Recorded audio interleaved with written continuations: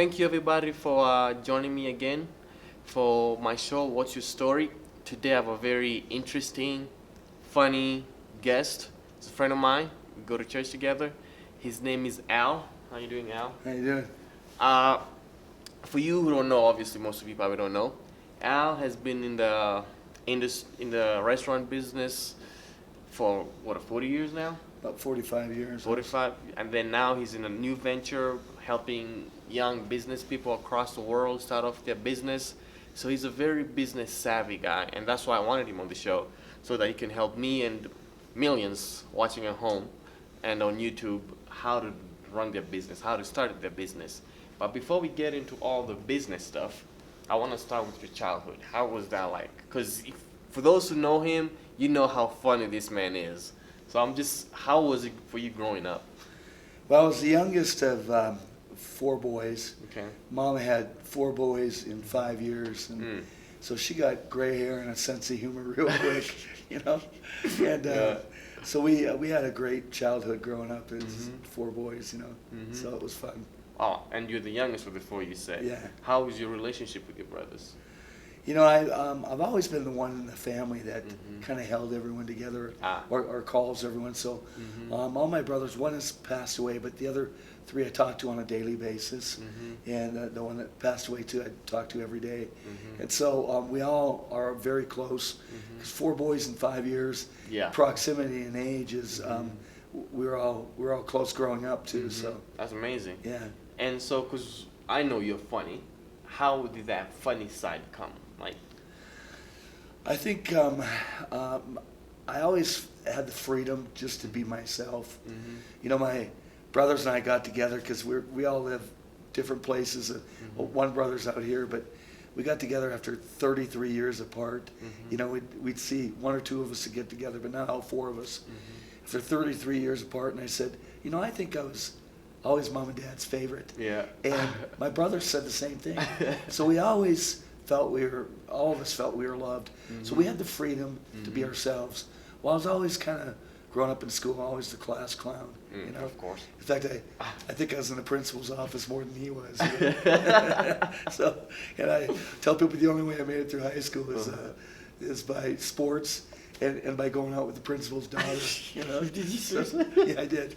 And so, you know, it worked out good. But I was always had the ability to, or the atmosphere, environment to be Okay. myself. So it was And good. because as I know, you did little stand-up. How did that transition into stand-up? I was always a class clown, so I was always the funny one. So I did stand-up comedy for about a year and a half. Wow. And it was a lot of fun. The hard part was that, you know, I did it like 3 different places and on Friday and Saturday nights. Yeah. You develop a following right away. Yeah. And so the hard part was coming up with new material week after week after True. week. It's You true. know, because people want to hear the old stuff. Yeah. So, but I was able to draw from my family experiences. My mom's side of the family, I have 46 first cousins. Wow. So when I went to high school, there's 88 in my graduating class, and I was between first, second, and third cousins. I was related to like 52, and so it was just a lot of family dynamics. It was Yeah. a lot of humor to draw from. Wow, that's amazing. So, My hometown is the only hometown I know where you divorce your wife and she's still your sister. You know? So it was pretty bad. I'd walk my kids to school because we were in the same grade. So it was a lot of fun. so that is Al, like 24/7, jokes after jokes, funny man. So being the funny guy, how did you get the appetite for business? You know, my dad was very entrepreneurial, started stocking the shelves from J.C. Penney's when he was like 19, kept on getting promoted and transferred, moved way up in the company, and then he eventually left, went into business for himself. But all my brothers and I are very entrepreneurial. I remember we lived about way out in the country when I was younger, and I'd walk like about 1.5 miles to a real small grocery store. Yeah. And I'd take a bag with me along the way and pick up like soda bottles along the way Okay. and turn them over in for the refund on the bottles back then. Wow. And I would cash that money in and get like penny candy. walk a mile and a half back down to the home, set up a little candy stand, sell it for like 2 cents each instead of a penny. Then I would go back to the store and do the same thing. So I always make money. Wow. So I always look for opportunities to do business. How did that transition to restaurants? I started in the restaurant business when I was 14 years old, and my managers just took a liking to me, and I got asked to go into their management program. I started off with a franchisee of Hardee's. Wow. And so I How moved old were you? I was when I was with Hardee's in high school, but with Hardee's I started as a manager trainee. I was 18. Wow, Became okay. a general manager when I was 19. Wow. Moved up real quick Yeah. through the ranks and became charge of like an 8-state area, opening all their new restaurants and for a really big area. You know, Yeah. so. Wow, that's crazy. So, what made you stay? Because obviously it's nice being promoted and stuff, but what made you stay? I felt I just had a niche in it. I love dealing with people. I love the food business. I was in it 45 years, so I was able to open up like 41 restaurants across the United States over like a 16-state area, from Wow. mom and pop shops to fast food to coffee, pizza, a little bit of everything. At your peak, how many restaurants did you have under you, like in charge of? Well, at one time when I was like 23 years old, I had like 5,000 employees that Man. that reported to me. Wow. So If you're starting a restaurant, what would you look for? What was the if you go to a new city to begin a whatever size restaurant, what were you looking for? There's a couple things. Location's a big thing, and you kind of look around, see what niche isn't being filled. Okay. Because there's because some places have a lot of pizza places, a lot of coffee shops, or whatever. So what niche isn't being filled, and I would just watch and see what people were looking for, because you want to fill a need. So would you like travel to the city and stay there for a couple months to see what's going on and then decide on what kind of Well, restaurant? some of the restaurant companies I worked for, the one company I was in charge of opening all their new restaurants. So I would go there like about a month before the restaurant was finished being built in, and I would kind of oversee the tail end of the building of it, hire all the employees and get them trained in, and stay there for a couple months and go on to the next one. So what kind of, when you're training them, what was your goal in training them? What did you want them to learn? Like, what was your... When we open up a new restaurant, there's definitely people that are good in the front of the house and the back of the house, but we liked every employee to know every aspect of the whole restaurant. So they got trained in every area. So like cross-training and stuff? Yeah, cross-trained in every area. And then some just gravitated more toward the front, more toward the back, and some are more people-oriented, some are more task-oriented. So. Yeah, okay. So let's say, for example, you tasked with starting a restaurant in the Springs. What would be like kind of your checklist? So for somebody who wants to start a restaurant somewhere, what kind of checklist would you have that they can maybe... One of the first questions I ask people if I do any kind of consulting in the food business is, I walk in, I ask the owner, who's your customer? Yeah. And a lot of them don't know. Do you know what I mean? They have an idea who their customer is, but they really don't know. And that tells me several problems right off the bat, or potential problems that just by how they answer it. You know, so. Okay.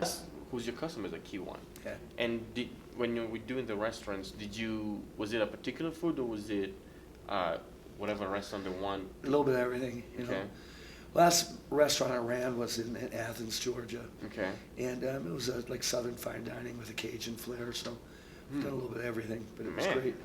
So after 45 years of that, what made you think it's time for me to transition? I came out here to help my brother. He had a startup. It's called Life, the Leadership Institute for Entrepreneurs.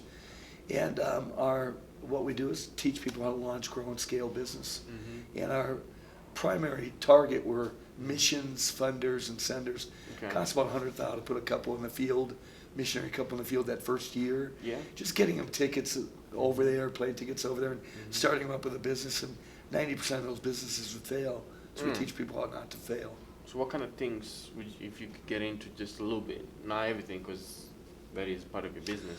Well, our Cadillac class is a class called Disciplined Entrepreneurship. Okay. It's modeled after a class by MIT of the same name, Disciplined Entrepreneurship. And we teach a 24-step systematic approach to entrepreneurship or how to do business.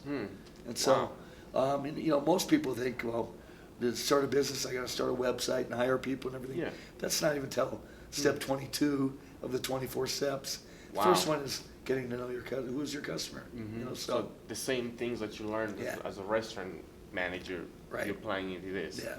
I think the biggest thing I learned from doing business for all those years is one of the most valuable assets we'll ever have is the potential of our people. Okay. So, you know, one of the best managers I ever had was, I had when I was a regular employee way back when. And she would come into the restaurant every day and she'd talk to every single employee. And there's, you know, before she even went on the floor, sometimes it'd take an hour to do it. Some employees, she knew were having a good day, she might be able to lean on them a little bit more. Some were having a bad day, and she'd tell them, hey, right after the rush, get out of here, be with your kids. You know? But people loved her because they knew she cared. The old saying, people seldom care how much you know until they know how much you care. You know? So. Wow, so the attention to detail to be with the people. Yeah. And because I think I've heard people say the most valuable asset in a business is the relationship, the people. Absolutely. So, Yeah. well, that's amazing. Right. So how long have you been doing life? A couple of years. We're 2.5 years in. You know, And so. what is the goal of life? Like what is...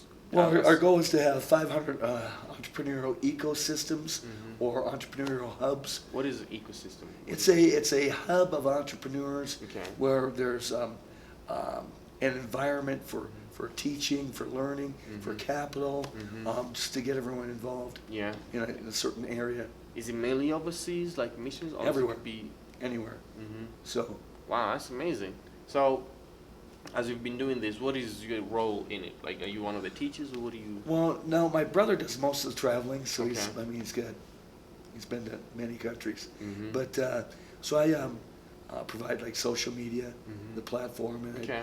I post a whole bunch of articles on all different social media platforms. Okay. I help write blogs and stuff. So, all this, obviously, there's a website. What's the website that people who are interested in? What is the website? It's lifestartups.com.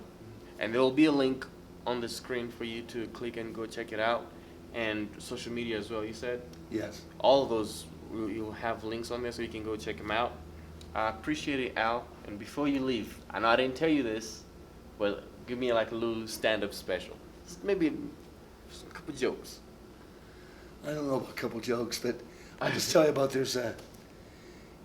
so many people have high idealistic standards. Okay.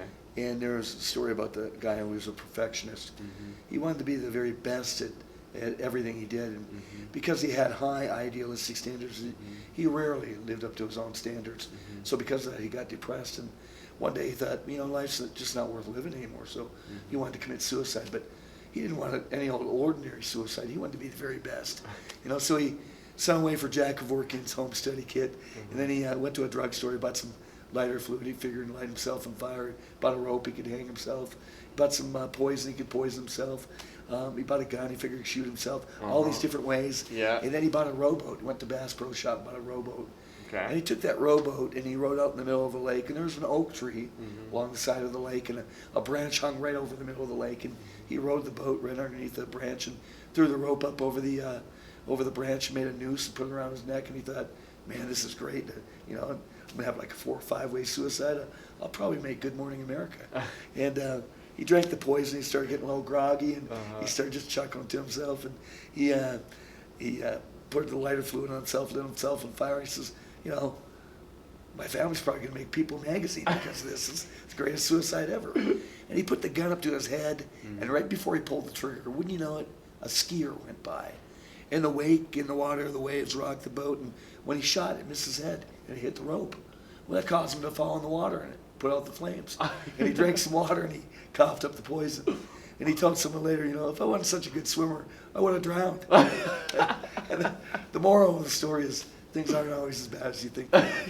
So, yeah. That is Al for you. Thanks everybody for watching. It's What's Your Story. And before I let you go, remember, we all have a story, so don't be ashamed of it. Thank you. Thank you for joining my show and listening to the interview that I just had. Come again next time when we have another amazing interview. And in the meantime, subscribe and follow me on social media so that you can keep in contact with me and see what I'm doing throughout the weeks that are coming up. Thank you.